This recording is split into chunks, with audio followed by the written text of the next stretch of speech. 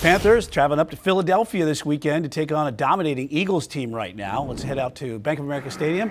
And Charlotte Sports Live, sports director here, Carla Gebhardt. Carla, despite here 2 losses that we've seen here from the Panthers, what's the vibe coming out of there right now from this revitalized Panther squad? Yeah, I mean, I think the vibe overall is pretty positive, but when you're thinking about this week and who the opponent is this weekend is about as positive as you can be, because the Eagles are coming into this game with 8 straight wins, and of course they've also got the league leading rusher in Saquon Barkley, almost 1,500 rushing yards for him on the season, 11 rushing touchdowns on that front. But some things to update you on practice today.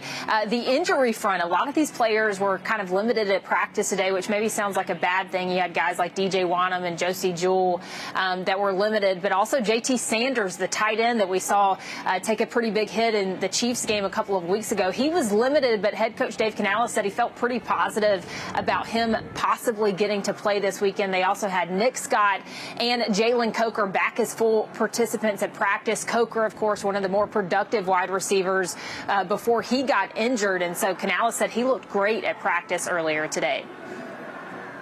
Yeah, just pushing the workload, pushing it early in the week and then getting him back out there. We had a great individual period. He ran his routes full speed.